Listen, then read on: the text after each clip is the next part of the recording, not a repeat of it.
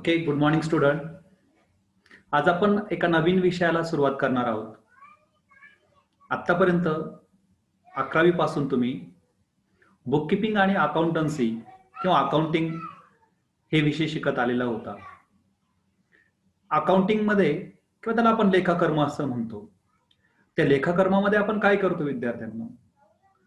त्या विषयामध्ये किंवा अकाउंटिंगची जी काही प्रोसेस आहे त्यामध्ये आपण काय करतो की त्या व्यवसाय संस्थेचे जे काही व्यवहार झाले असतील त्याला आपण ट्रान्झॅक्शन असं म्हणतो, ते व्यवहार हिशेबाच्या पुस्तकात लिहून ठेवण्याचं काम करत असतो.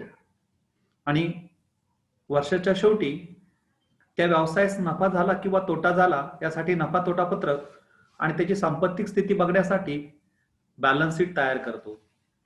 पण आता पुढचा क्वेश्चन त्या ठिकाणी तयार होतो विद्यार्थ्यांनो, तो म्हणजे जे काही बॅलन्स शीट किंवा प्रॉफिट अँड लॉस अकाउंट तयार केलं अकाउंटंटने, ते बरोबर आहे का? त्या व्यवसाय संस्थेचा जो नफा तयार झाला किंवा नफा कॅल्क्युलेट केला किंवा लॉस कॅल्क्युलेट केला तो ॲक्युरेट आहे का? तो बरोबर आहे का? त्याचबरोबर जी सांपत्तिक स्थिती त्या ठिकाणी दाखवली ती बरोबर आहे का?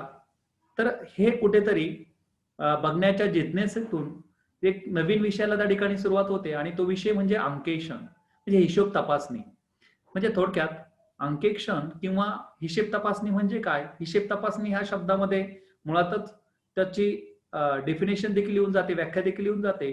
हिशेब तपासणी म्हणजेच हिशोबाची केलेली तपासणी होय. म्हणजे जे हिशेब त्या ठिकाणी वर्षभर लिहून ठेवले आहेत व्यवसाय संस्थेच्या त्या लेखाकर्म विभागाने, ते हिशेब बरोबर नोंदवले आहेत किंवा त्यामध्ये काही चुका झाल्यात, काही अफरातफरी झाल्यात, हे शोधण्यासाठी त्या हिशोबांची पुन्हा एकदा केलेली तपासणी म्हणजेच हिशेब तपासणी होय. म्हणजेच हा विषय आपण या ठिकाणी जो काही अंकेक्षण किंवा ऑडिटिंग म्हणून त्या ठिकाणी शिकणार आहोत, तर त्यामध्ये त्याची सुरुवात कुठे होते? तर ज्या ठिकाणी लेखाकर्माचं काम संपतं, म्हणजेच अकाउंटिंगचं काम संपतं, त्या ठिकाणी हिशेब तपासणी किंवा अंकेक्षणाचं काम सुरू होत असतं. हिशेब लिहिणाऱ्या व्यक्तीला आपण अकाउंटंट असं म्हटलं, तर जो काही हिशेब तपासतो त्याला आपण ऑडिटर किंवा अंकेक्षक असं म्हणत असतो. मग नेमकं ह्या विषयाची पार्श्वभूमी काय? तर आज आपण ह्या विषयाची पार्श्वभूमी म्हणजेच ह्या विषयाला सुरुवात करणार आहोत. यामध्ये जो पहिला चॅप्टर तुम्हाला विद्यापीठाने दिलाय, तर तो म्हणजे अंकेक्षणाची प्रस्तावना, इंट्रोडक्शन ऑफ ऑडिटिंग, तत्वे, प्रिन्सिपल अँड अंकेक्षण प्रक्रिया, ऑडिट प्रोसेस. म्हणजे अंकेक्षणाची कोणती तत्वे आहेत, अंकेक्षण म्हणजे काय हे आपल्याला त्या ठिकाणी बघायचं, त्याची उद्दिष्ट त्या ठिकाणी अभ्यासायची, त्याची तत्व अभ्यासायची, त्याची व्याप्ती, स्वरूप त्या ठिकाणी अभ्यासायचं, स्कोप अँड नेचर स्टडी करायचं आणि त्याचबरोबर अंकेक्षण प्रक्रिया, ऑडिट प्रोसेसमध्ये कुठल्या कुठल्या घटकांचा समावेश होतो किंवा कोणत्या कोणत्या टप्प्यातून अंकेक्षण पार पडतं हे आपण त्या ठिकाणी अभ्यासणार आहोत. तर इथे आजच्या ह्या लेक्चरमध्ये आपण पहिल्या चॅप्टरला सुरुवात करतो आहोत. काल मी तुम्हाला पीडीएफ स्वरूपात काही नोट्स पाठवल्यात. त्या ज्या काही नोट्स काल मी तुम्हाला पाठवल्यात त्यावरच अवलंबून हे लेक्चर असेल. इथे तुम्ही नोट्स थोडेसे पॉइंट्स लिहून ठेवले तर चांगलंच होईल, परंतु त्या नोट्स मी तुम्हाला दिल्या त्या तुम्ही नोटबुकमध्ये अतिशय व्यवस्थितपणे लिहिणार आहात. मी मुळातच तुम्हाला नोट्स देताना सर्व नोट्स एकदम देणार नाहीत. जो पॉइंट मी तुम्हाला शिकवणार तो पॉइंट मी तुम्हाला एक दिवस अगोदर पीडीएफच्या स्वरूपात पाठवणार आणि लेक्चर सुरू व्हायच्या अगोदरच तुम्ही ते सर्व नोट्स तयार करून ठेवाल किंवा मग लेक्चर ऐकल्यानंतर तुम्ही त्या नोट्स, कालचे जे पीडीएफ मी तुम्हाला पाठवलं, आजचं लेक्चर ऐकल्यानंतर तुम्ही त्या नोट्स त्या नोटबुकमध्ये लिहाव्यात ही अपेक्षा. कारण तुम्हाला यातून जे काही टर्मिनॉलॉजी आहे किंवा नेमकं त्या नोट्समध्ये काय दिलंय किंवा ते जे काही पॉइंट्स आहेत तर ते क्लिअर झालेले असतील, ते तुम्ही त्या ठिकाणी त्याचा अभ्यास करून नंतर नोट्स लिहिणार आहात. आणि नोट्स लिहित असताना तुम्ही तुमच्या भाषेमध्ये त्या ठिकाणी लिहिण्याचा प्रयत्न करावा. तुम्हाला जे अंडरस्टँडिंग होतं ते त्या पद्धतीने त्या नोट्स मोल्ड कराव्यात की जेणेकरून तुम्हाला एक नोट्स लिहिण्याचा सराव या निमित्ताने होऊन जाईल.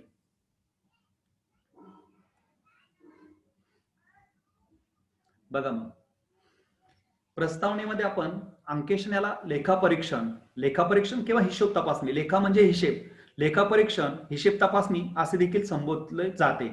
म्हणजे अंकेशनाला लेखापरीक्षण म्हणजेच काय, जे लेखे म्हणजे अंतिम लेखे, बॅलन्स शीट असेल किंवा प्रॉफिट अँड लॉस अकाउंट असेल, नफा तोटा पत्रक असेल किंवा ताळेबंद असेल, त्याचं परीक्षण म्हणजे तपासणी करणे होय किंवा हिशेब तपासणी होय. म्हणजे तुम्ही वर्षभर जे हिशेब लिहिलेत, मग त्यामध्ये त्या काय पावत्या असतील, वाउचर असतील, वाउचरवरनं तुम्ही काय केलं, रोजकिर्द म्हणजे जर्नलमध्ये तो व्यवहार नोंदवला, रोजकिर्दवरनं तो खतावणीमध्ये म्हणजे लेजरमध्ये त्याचं पोस्टिंग केलं आणि खतावणी वर्षाच्या शेवटी क्लोज करून किंवा त्याचे जे काही बॅलन्सेस आहे त्यावरनं तुम्ही तेरीज पत्रक तयार केलं, ट्रायल बॅलन्स तयार केला आणि त्या तेरीज पत्रकावरनं तुम्ही फिनान्शियल स्टेटमेंट म्हणजे वार्षिक लेखे तयार केलेत.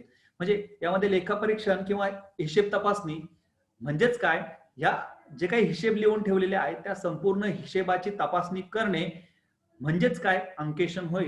त्याला हे दोन मराठीमध्ये शब्द वापरले जातात, लेखापरीक्षण किंवा हिशेब तपासणी होय. आता त्या अंकेशनाला इंग्लिशमध्ये किंवा इंग्रजीमध्ये त्याला ऑडिटिंग असं संबोधलं जातं, ऑडिटिंग. ओके, असे संबोधले जाते.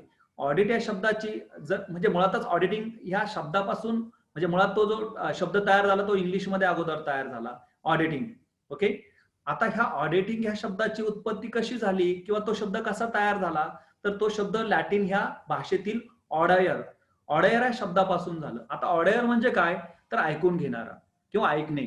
ओके, ऐकणे आणि त्यावर आपलं मत देणं. म्हणजे आता बघा, पूर्वीच्या काळी राजे रजवाड्यांचा काळ होता आणि त्या राजा रजवाड्यांच्या काळामध्ये देखील तो राजा काय करायचा, त्याच्या संपूर्ण राज्याचा हिशेब त्या ठिकाणी लेखाजोखा त्याच्या दरबारामध्ये मांडायला सांगायचा आणि मग ते प्रांताचे लोक तो हिशेब मांडत असताना एक तज्ञ व्यक्ती ते सर्व हिशेब ऐकून घ्यायचा. म्हणजे ऐकणे हा शब्द या ठिकाणी अभिप्रेत आहे. तो संपूर्ण ते हिशेब ऐकून घ्यायचा व आपलं तज्ञ मत त्यावर व्यक्त करायचा की ते बरोबर आहेत किंवा चूक आहेत. तर ह्या ऑडियर या शब्दापासून त्याची उत्पत्ती झाली. याचा अर्थ ऐकणे असा होतो, जो व्यक्ती हिशेब ऐकून घेतो व त्यावर आपले मत व्यक्त करतो त्या व्यक्तीला ऑडिटर असं लॅटिन भाषेत म्हणतात. ऑडिटर म्हणजे काय, ऑडिटर म्हणजेच ऑडिटर. आणि मग त्यामध्ये त्या शब्दाला इंग्लिशमध्ये ऑडिटर जो काही लॅटिन शब्द आहे त्याला इंग्लिशमध्ये किंवा इंग्रजीमध्ये ऑडिटर असे म्हणतात. यालाच मराठीमध्ये अंकेशन किंवा हिशोब तपासणी, अंकेशन झालंय तिथे, अंकेशक किंवा हिशोब तपासणी असे म्हणतात. म्हणजे जो ऑडिटिंग करतो त्याला ऑडिटर असं म्हणतात, जो हिशेब तपासतो, जो अंकेशन करतो त्याला हिशोब तपासणीस असं म्हणतात किंवा अंकेशक असं म्हणतात. ओके, सो हा त्या ठिकाणी महत्वाचा पार्ट आहे. आता बेसिकली जर पूर्वीच्या काळी जर याचा विचार केला अंकेशनाचा, तर खूप पूर्वीच्या काळी म्हणजे आर्थिक क्रांती होण्याच्या अगोदर औद्योगिक क्रांती होण्याच्या अगोदर व्यवसायाचं स्वरूपच मुळात लहान होतं आणि व्यवसायाचं स्वरूप लहान असल्यामुळे म्हणजे एकल व्यापारी स्वरूपात त्या ठिकाणी व्यवसाय होत असायचे. म्हणजेच काय, मालकच सर्व गोष्टी त्या ठिकाणी पार पाडायचाच, तोच त्या ठिकाणी उत्पादन करायचा, तोच विक्री करायचा आणि तोच हिशोब ठेवायचा. आणि ते हिशेब देखील अतिशय कमी प्रमाणात किंवा लहान स्वरूपात असायचे आणि लहान प्रमाणात ते हिशेब असल्यामुळे त्याला ते कोणाकडं त्याचे हिशोब देणं किंवा लिहून ठेवणं याची जरुरी वाटत नसायची. पण औद्योगिक क्रांतीनंतर मुळातच कारखानदारीचा विकास झाला. कारखानदारीचा विकास झाल्यामुळे औद्योगिक संस्था तिथे उदयास आल्या. औद्योगिक संस्था उदयास आल्यामुळे तिथे मोठ्या प्रमाणात उत्पादन व्हायला सुरुवात झाली आणि मोठ्या प्रमाणात उत्पादन होण्यासाठी त्या व्यवसाय संस्थेमध्ये मोठ्या प्रमाणात कर्मचाऱ्यांची नियुक्ती व्हायला लागली. आणि मग या कर्मचाऱ्यांची नियुक्ती होत असताना सर्व कामं हे कर्मचाऱ्यामार्फत त्या ठिकाणी करून घेतले जात असत. म्हणजेच त्या ठिकाणी त्या व्यवसायाच्या मालकाला सर्व हिशेबावर किंवा सर्व व्यवसायावर नियंत्रण ठेवणं तसं शक्य बनलं नाही किंवा बनत नव्हतं. आणि मग त्यामुळे मात्र उत्पादन करणारा विभाग वेगळा, विक्री करणारा विभाग वेगळा, हिशेब ठेवणारा विभाग वेगळा, असे प्रत्येक विभाग त्या ठिकाणी, उत्पादन करणारा विभाग वेगळा, खरेदी करणारा विभाग वेगळा, असे प्रत्येक विभागामार्फत असंख्य कर्मचारी त्या ठिकाणी काम करत असत. म्हणजेच काय, व्यवसायाचा आकार वाढला, उत्पादनाचा आकार वाढला, उत्पादनाचा आकार वाढल्यामुळे व्यवसायाचा आकार वाढला, कर्मचाऱ्यांची संख्या वाढली आणि ह्या संपूर्ण व्यवसाय संस्थेवर नियंत्रण ठेवणं त्या व्यवसायाच्या मालकाला शक्य बनत नव्हतं. आणि मग त्या व्यवसायामध्ये कुठेतरी जे काही हिशेब लिहिले जायचे त्या हिशेबामध्ये चूक किंवा अफरातफर होण्याची शक्यता नाकारता येत नाही आणि तसा संशय त्या व्यवसायाच्या मालकाला येणं देखील अपेक्षित आहे. आणि मग आपल्या व्यवसायाचे जे हिशेब आहेत ते बरोबर आहेत, आपल्या व्यवसायाला जो काही नफा झाला आहे तो बरोबर आहे किंवा जो तोटा झाला आहे तो बरोबर आहे, हे समजून घेण्याच्या दृष्टिकोनातून जे काही लिहिलेले हिशेब होते ते कुठल्या तरी एखाद्या एक्सपर्ट व्यक्तीकडनं किंवा तज्ज्ञ व्यक्तीकडनं वर्षाच्या शेवटी at the end of year ते तपासून घ्यावेत आणि मग ते जे काही हिशोब आहेत ते बरोबर आहेत याची खातरजमा करून घ्यावी किंवा खात्री करून घ्यावी, ह्या उद्देशाने कुठेतरी ह्या अंकेशन कार्याला सुरुवात झाली.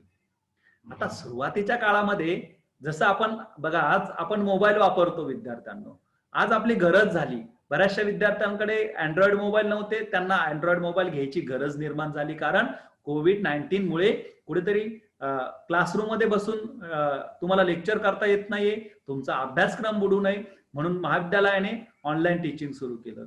ऑनलाईन टीचिंग सुरू केलं तर त्यासाठी मात्र तुम्हाला मोबाईल घेण्याची गरज पडली. म्हणजे काही वर्षांपूर्वी मोबाईल घेणं ही प्रतिष्ठेची गोष्ट मानली जात होती, लक्झरियस थिंग त्या ठिकाणी मानली जात होती. त्याच प्रमाणे सुरुवातीच्या काळामध्ये हिशेब पुढे तपासून काढायचे असतात काय असं त्या ठिकाणी म्हटलं जात होतं. म्हणजे अंकेशन करणं ही प्रतिष्ठेची बाब मानली जायची. परंतु आज कायद्याने नव्हे, ज्या व्यवसायांना कायद्याने ते सक्तीचं नसलं तरी देखील त्यांना असं वाटतं की आपले हिशेब बरोबर आहेत का नाहीत, ते ट्रू अँड फेअर पिक्चर दाखवतात का, सत्य आणि वास्तव स्थिती दाखवतात का, हे बघण्यासाठी त्यांना त्यांच्या व्यवसायाचे हिशेब तपासून घेणं गरजेचं बनतं.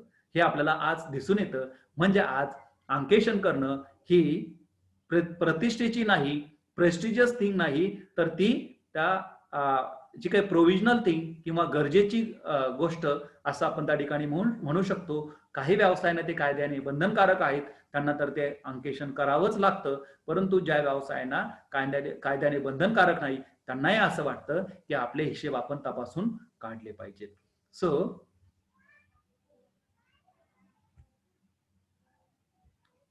मग अंकेशनाचा जर इतिहास आपण आता ही थोडीशी पार्श्वभूमी बघितली आपण की का गरज निर्माण झाली. मग भारतामध्ये या अंकेशनाचा कसा विकास झाला, तर मुळातच औद्योगिक क्रांती झाली त्या काळामध्ये भारतामध्ये इंग्रजांचं राज्य होतं.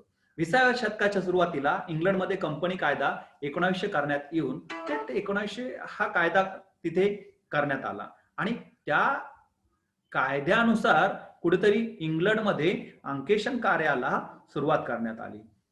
1900 करण्यात येऊन कंपन्यांसाठी अंकेशकाची नियुक्ती करणे आवश्यक करण्यात आले. हे इंग्लंडमध्ये चाललंय.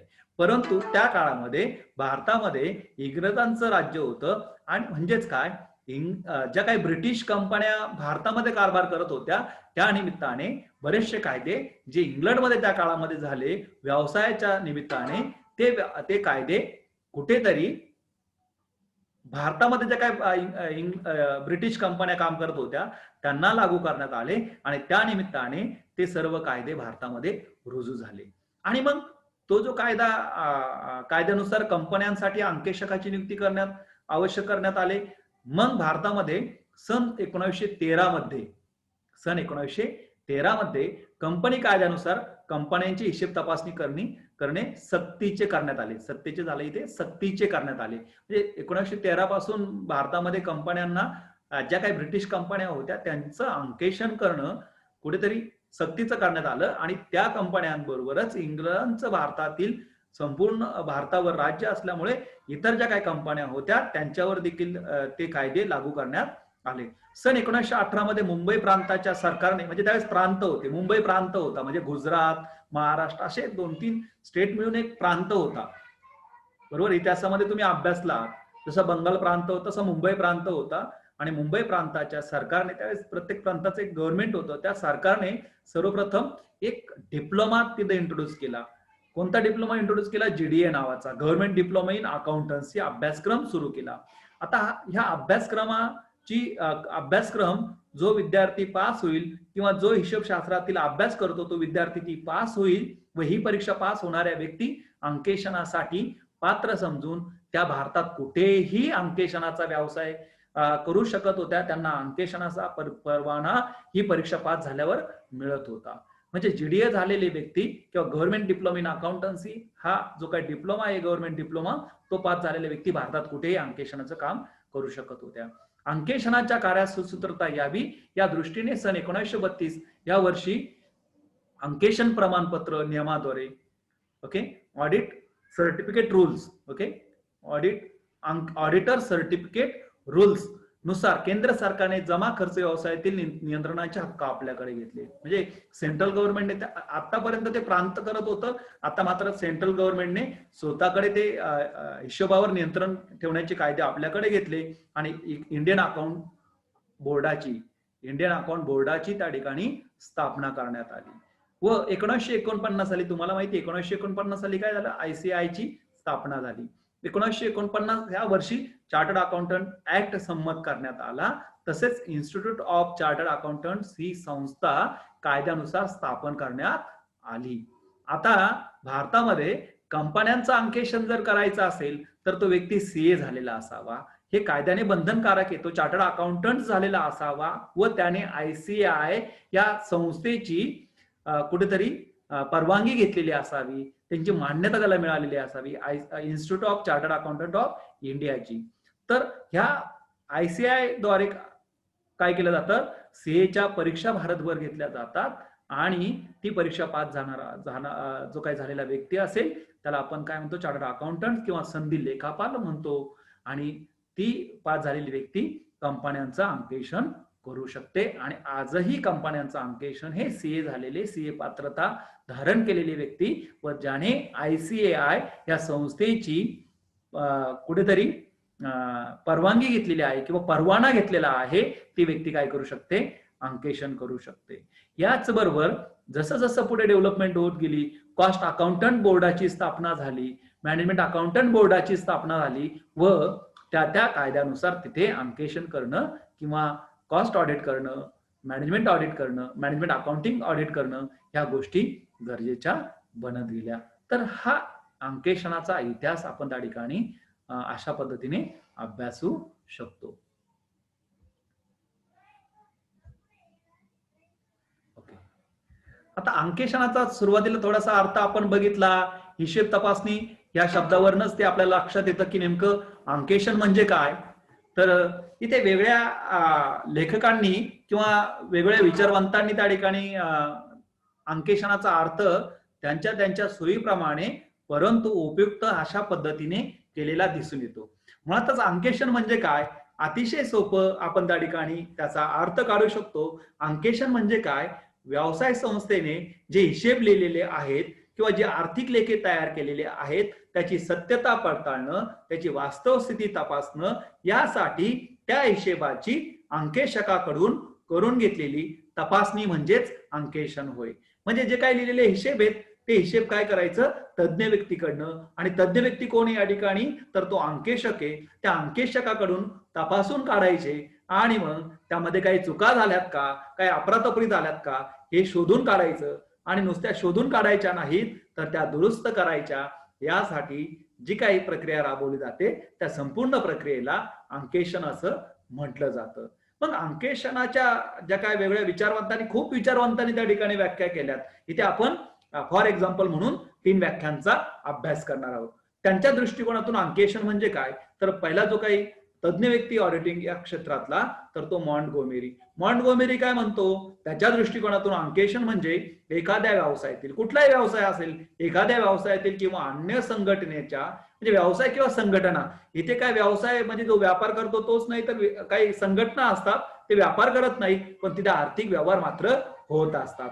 जसं आपलं एखादं मंडळ असतं, त्या मंडळामार्फत कोणता व्यापार होत नाही पण मात्र तिथे आपण काय करतो, कुठेतरी आर्थिक हेवे दावे असतात, आर्थिक व्यवहार त्या ठिकाणी होत असतात. म्हणून संघटना देखील या ठिकाणी समाविष्ट तो करतो.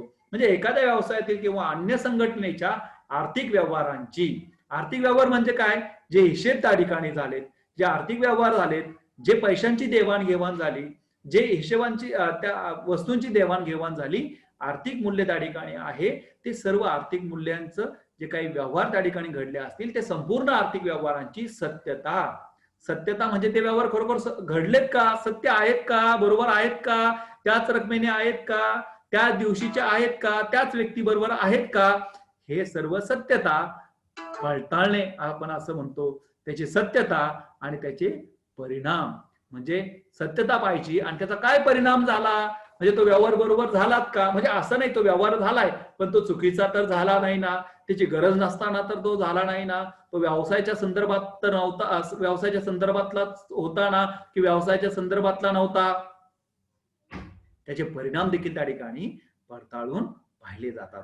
परिणाम तपासून पाहतो व पडताळून पाहण्याच्या उद्देशाने, म्हणजे का करतो हे सगळं अंकेशन, तो आर्थिक व्यवहारांची सत्यता आणि त्याचे परिणाम तपासून काढण्याच्या उद्दिष्टाने तो हे सर्व करत असतो. उद्दिष्टाने त्या व्यवसायाच्या किंवा संघटनेच्या काय तपासतो तो, हिशेबाच्या पुस्तकांचे, म्हणजे जे काही हिशेब पुस्तके असतील, तिथे रोजकिर्द असेल किंवा तिथे खतावणी असेल, हिशेबांच्या पुस्तकांचे, तसेच मूळ कागदपत्रांचे.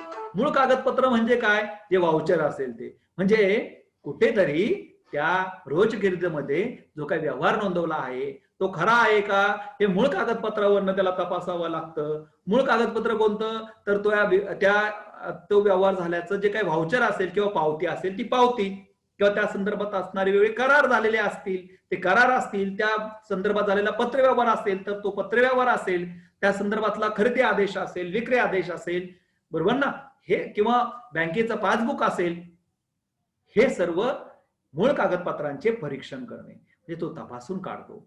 का तपासून काढतो, तर आर्थिक व्यवहारांची सत्यता त्याला त्या व्यवसाय संघटनेला बघायची असते, त्या उद्देशाने तो करत असतो हे सर्व. आणि म्हणून हे सर्व करण्यासाठी तो हिशेबांच्या पुस्तकांचे तसेच मूळ कागदपत्रांचे दोन गोष्टींवर याने भर दिला. काय दोन गोष्टी तपासून काढल्या पाहिजेत, तर हिशेब पुस्तके तपासून काढले पाहिजेत.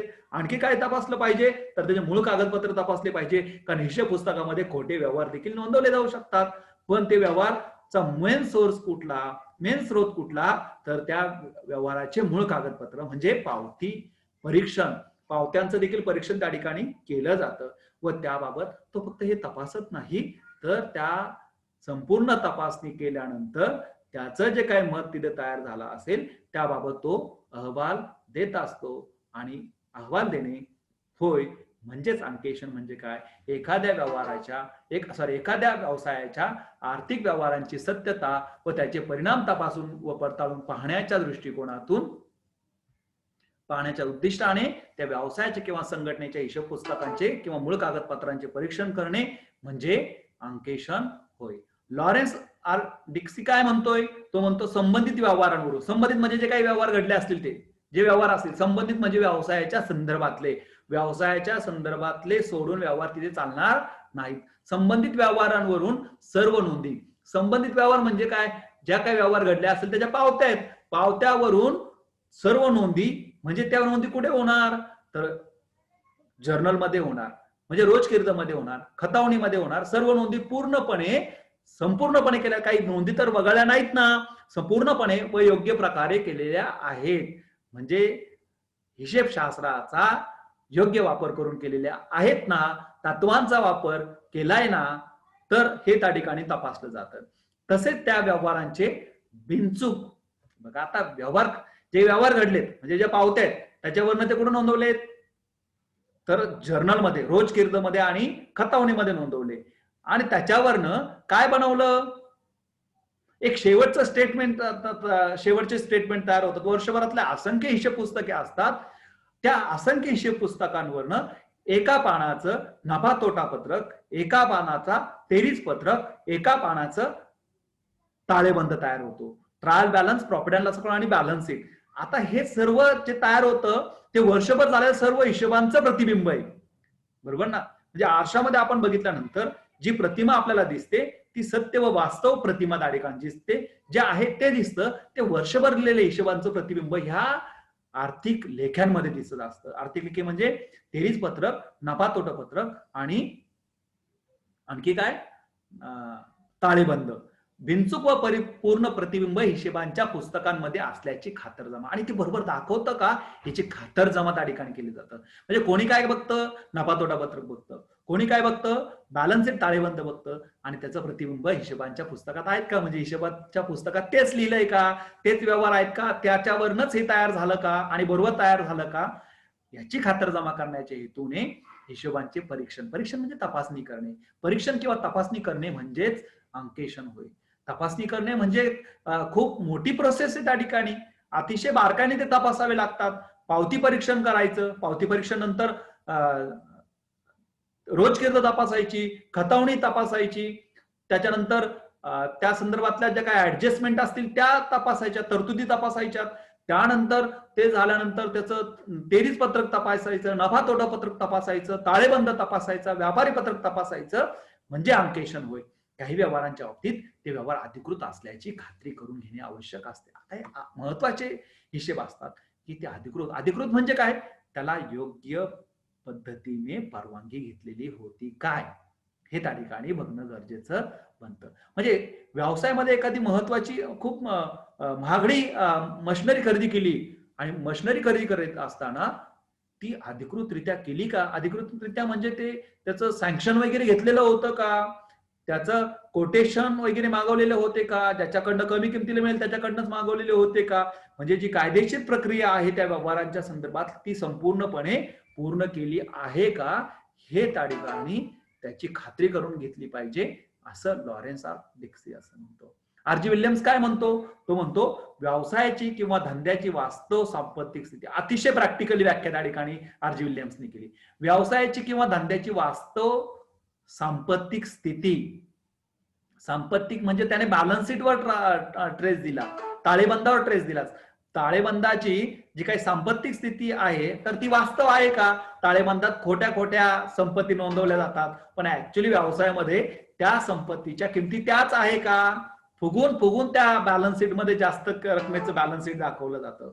म्हणजे आपण पण त्या ठिकाणी म्हणतो ना माझा 20 लाखाचा प्लॉट आहे, पण ऍक्च्युअली मार्केटमध्ये त्याला 5 लाख तर नाही ना, असं व्यवसायाच्या बॅलन्स शीट पण कधी कधी फुगून तयार केलं जातं. तर ते तसं केलं नाही का, तर वास्तव आहे ना, ते वास्तव सांपत्तिक स्थिती सत्य व बिनचूक दाखविण्यासाठी व्यवसायाची किंवा धंद्याची वास्तव सांपत्तिक स्थिती, जी काही संपत्तीची स्थिती आहे ती सत्य व बिनचूक दाखवण्यासाठी, सत्य म्हणजे काय, जी आहे ती, बरोबर ना, जे ऍक्च्युअल आहे ती, व बिनचूक म्हणजे कोणती चूक न होता दाखवण्यासाठी ताळेबंद योग्य प्रकारे तयार करण्यात आलेला आहे. म्हणजे हे जो काही सांपत्तिक स्थिती आहे तो ताळेबंदामध्ये योग्य रीतीने वास्तव, सत्य व बिनचूक दाखवला आहे ना किंवा नाही, म्हणजे एकतर असेल किंवा नसेल हे कधी कळेल, जर त्याचं अंकेशन केलं तर, त्याची तपासणी केली तर. याबाबत खात्री करून घेण्याच्या दृष्टीने व्यवसायाच्या किंवा धंद्याच्या हिशेबांच्या पुस्तकांचे, ताळेबंद कशावरून तयार झाला, हिशेबांच्या पुस्तकांवरनं तयार झाला, आणि मग हिशेबाच्या पुस्तकांवरनं हिशोबांच्या पुस्तकांचे, खात्यांचे म्हणजे एवढे लेजर्स असतील त्या ठिकाणी, खतावणी असेल, प्रमाणकांचे, व्हाउचरचे, कागदपत्रांचे परीक्षण करणे, म्हणजे ताळेबंद तयार झालाय पण तो बरोबर दाखवलाय ना, तर हे कशावरून तपासलं जातं, हिशेबांच्या पुस्तकांवरनं, त्यानंतर खात्यांवरनं, त्यानंतर रोजकिर्दीवरनं, व्हाउचर्सवरनं, जे काही ऑडिट अकाउंटिंग पेपर्स आहेत ते पेपर्सवरनं ते तपासलं जातं, त्याची खात्री केली जाते, त्याचं परीक्षण केलं जातं, म्हणजेच अंकेशन होय, असं आर.जी. विल्यम्स असं म्हणतो. म्हणजे थोडक्यात काय, अंकेशनाची व्याख्या कशी सुटसुटीत करू शकतो, व्यवसायातील हिशेब पुस्तकांचे व आर्थिक लेख्यांचे, हिशेब पुस्तके म्हणजे त्याच्यात सर्व आलं, जर्नल आलं, व्हाउचर आलं, बरोबर ना, काय व्हाउचर म्हणजे पावत्या आल्या, त्याच्यानंतर रोजकिर्द आली, खतावणी आली, सर्व हिशेब पुस्तकांचे, म्हणजे काय व्यवसाय काय म्हटलं आपण त्या ठिकाणी, हिशेब तपासणी म्हणजे व्यवसायाच्या आर्थिक व्यवहारांची किंवा हिशेब पुस्तकांची किंवा आर्थिक लेख्यांची तपासणी करून ते जे काही लेखे किंवा जे हिशेब पुस्तके हे सत्य व वास्तव स्थिती दाखवतात का, ते बिनचूकपणे तयार केले आहेत का, हे तपासून काढण्याच्या प्रक्रियेला अंकेशन असे म्हटले जाते, असं आपण त्या ठिकाणी म्हणू शकतो. बरोबर ना? म्हणजे त्याचा उद्देश काय रे अंकेशनाचा? तर एक गोष्ट तुमच्या लक्षात आली असेल, उद्देश बघत असताना जे काही हिशेब पुस्तके आहेत, जे आर्थिक लेखे आहेत, ती सत्य परिस्थिती दाखवतात का? हा एक उद्देश झाला. वास्तव स्थिती दाखवतात का? हा एक उद्देश झाला. ते बिनचूकपणे तयार केले आहेत का हे बघणं, हा एक उद्देश झाला. त्यामध्ये काही चुका आहेत का हे बघणं एक उद्देश झाला. त्यामध्ये अपराध शोधून काढणं हा एक उद्देश झाला. अपराध दुरुस्त करणं हा एक उद्देश झाला. चुका दुरुस्त करणं हा एक उद्देश झाला. प्रतिबिंब दाखवतात का योग्य रीतीने हे बघणं हा एक उद्देश झाला. बरोबर ना? हे सर्व उद्देशाच्या दृष्टिकोनातून जे काही तपासणी केली जाते हिशेब पुस्तकांची व आर्थिक लेख्यांची, त्या तपासणीलाच आपण अंकेशन असं म्हणत असतो. ओके, अंकेशनाचे स्वरूप व व्याप्ती. म्हणजे अंकेशनाचं स्वरूप काय आहे, कशा पद्धतीने अंकेशन होतं किंवा त्याची व्याप्ती काय. व्याप्ती म्हणजे त्याच्यामध्ये होणाऱ्या सर्व कामांची बेरीज, त्याच्यामध्ये होणाऱ्या सर्व कामांची बेरीज, त्यालाच काय म्हणतो आपण, त्याला काय म्हणतो आपण, त्याची व्याप्ती असं म्हणतो. काय म्हणतो, व्याप्ती असं म्हणतो. मग अंकेशन म्हणजे केवळ हिशोबाच्या पुस्तकातील नोंदी तपासणे का, नुसते नोंदी तपासणं म्हणजे अंकेशन का, आणि त्यावर खुणा करणं म्हणजे अंकेशन का, तर अजिबात नाही. तर पूर्वनियोजित उद्दिष्टे हे आता उद्दिष्ट आपण अभ्यासले, त्याची सत्यता पडताळणं, त्याचं वास्तवस्थिती बघणं, त्याच्या चुका शोधणं, त्याची अफरातफरी शोधणं, बरोबर ना, योग्य रकमेने नोंदवला हे तपासणं, नफा बरोबर दाखवला हे तपासणं, उद्दिष्ट डोळ्यासमोर ठेवून हिशेबांच्या पुस्तकांची खात्यांची विश्वसनीयता आणि सत्यता जाणून घेण्यासाठी का तपासतो हे सर्व खाते पुस्तके, हिशेब पुस्तके, त्याची विश्वसनीयता आहे का, ते विश्वसनीय आहे का, ते सत्य आहेत का, हे जाणून घेण्यासाठी संबंधित पत्रांची हिशेबांच्या पुस्तकांची केलेली तपासणी म्हणजे अंकेशन होय. अंकेशनामध्ये पुढील गोष्टींचा समावेश होतो. कुठल्या कुठल्या कामांचा, गणितीय परिशुद्धता तपासणं अतिशय महत्वाचं काम आहे. अतिशय महत्वाचं काम आहे गणितीय परिशुद्धता तपासणं. म्हणजे जे काही हिशेब पुस्तके नोंदवलेत, त्या जे काही हिशेब त्या हिशेब पुस्तकांमध्ये नोंदवले, मग ते रोजकिर्दमध्ये असेल, रोजकिर्दवरनं खतावणीमध्ये असेल, तर त्याची गणितीय परिशुद्धता तपासणं म्हणजे जे काही हिशेबाच्या पुस्तकामधील जे काही हिशेब नोंदवले आहेत त्याच्या आकडेवारी बरोबर घेतलेल्या आहेत, त्याच्या बेरजा बरोबर घेतलेल्या आहेत, वजाबाकी बरोबर केलेल्या आहे, गुणाकार बरोबर केलेले आहे, खात्याच्या बाक्या बरोबर काढलेल्या आहेत आणि त्या बाक्या पुढच्या पानावर बरोबर काढलेल्या आहेत. म्हणजे बघा, म्हणजे हे अतिशय महत्वाचं काम आहे.